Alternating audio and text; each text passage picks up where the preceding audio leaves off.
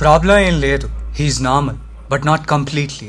అన్నీ బాగానే మాట్లాడారు, కానీ వాళ్ళ మదర్ టాపిక్ రాగానే సిమ్టమ్స్ ట్రిగర్ అవుతున్నాయి. Nostril irritation, anxiety, hallucinations, some kind of past trauma. అదేంటో తెలియాలి అంటే వాళ్ళ అమ్మగారు చనిపోయినప్పుడు విషయాలు తెలియాలి. ఆయన పుట్టినప్పుడా?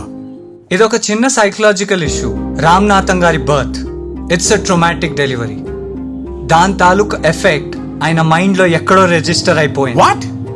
అప్పుడే పుట్టిన పిల్లలకి మెమరీ ఉంటుందా? Of course they are chances.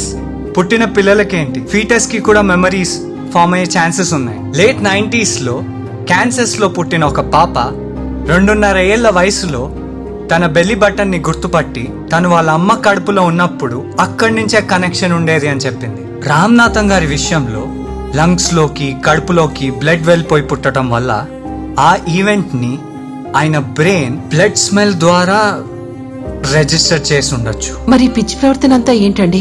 Incident అయిపోయాక సబ్ కాన్షియస్ గా స్టోర్ అయింది కాబట్టి ఇప్పుడు ఆయనకి కాజ్ ఏంటో తెలియట్లేదు, ఎఫెక్ట్ ని మాత్రం ఫీల్ అవుతున్నారు. That is driving him insane.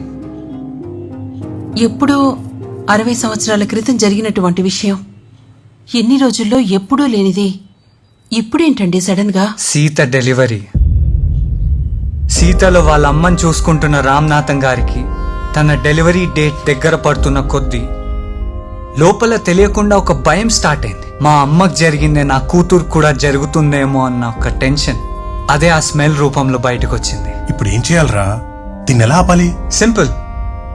Sita delivery successful గా అయితే ఆయన జింక్స్ బ్రేక్ అవుతుంది, ఆటోమేటిక్ గా ట్రామా నుంచి రికవర్ అవుతారు.